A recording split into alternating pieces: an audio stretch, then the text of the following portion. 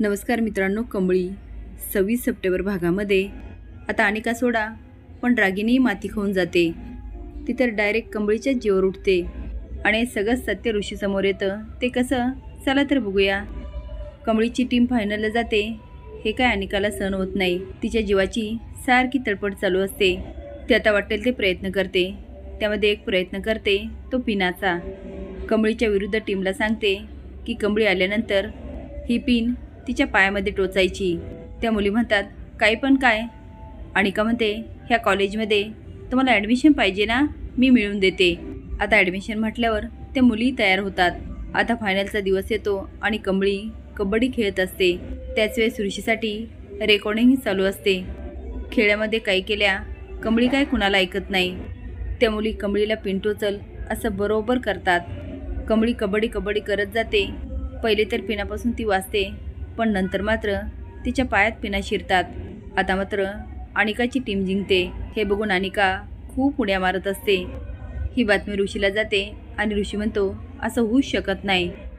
तो आता रेकॉर्डिंग बघायला लागतो आणि त्याला समजतं की अनिकाच्या टीमने कमळीच्या पायात पिना टोचल्या. तो म्हणतो अरे हे अनफेअर आहे. राधिका म्हणते अनिका असं कसं करू शकते. ऋषी म्हणतो वहिनी मला जायलाच पाहिजे. ती म्हणते अरे पण मॉम. पण ऋषी काय ऐकत नाही. कपडे घालतो आणि निघून जातो. आता इकडे अनिकाची टीम खूप खुश असते आणि त्यासोबत राधिका. आता ट्रॉफी अनिकाला मिळणार एवढ्यात ऋषी ओरडतो थांबा. आता ऋषी आलेला बघून अनिका खूप घाबरते. डोक्याला हात लावत म्हणते अरे यार हा कसा आला. कोच म्हणतात ऋषी सर अहो झाली कबड्डी आणि तुम्हाला माहिती आहे आमची टीम म्हणजे अनिकाची टीम जिंकली आहे. ऋषी म्हणतो पिना टोचून. ते म्हणतात काय. ऋषी म्हणतो हो, एका मुलीने कमळीच्या पायात पिना टोचल्या. आता मात्र अनिका घाबरते. ऋषी म्हणतो त्या मुलीला बोलवा. अनिका जाते आणि त्या मुलीला धमकी देते जर माझं नाव घेतलं ना तर बघ. ती मुलगी जाते. ऋषी म्हणतो तू असं का केलंस. ती नाही सर मी नाही केलं. ते म्हणतात खरं खरं सांग. हे बघ माझ्याकडे रेकॉर्डिंग आहे आणि तू जर खरं सांगितलं नाही तर मी पोलिसांना बोलवतो. आता ती मुलगी घाबरते आणि अनिकाचं नाव घेते. अनिका म्हणते ए तू काय बोलते. या गावच्यासाठी मी एवढं का करेल. ऋषी म्हणतो अनिका तू या तराला जाशील असं मला कधीच वाटलं नव्हतं. I hate you. परत माझ्या तोंडासमोर येऊ नकोस. काय कोच आता तुमचा काय निर्णय असेल. ते म्हणतात अनिकाच्या टीमने चिटिंग केली आहे त्यामुळे इथे घोषित केलं जातं की कमळीची टीम जिंकली. यामुळे अनिकाचा खूप जळफळाट होतो.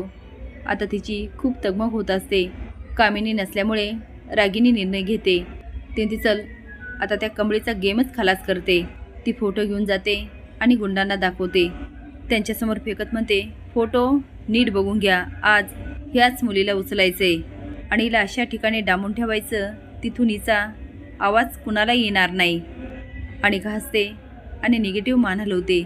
गुंड म्हणतात ठीक आहे मॅडम होऊन जाईल काम.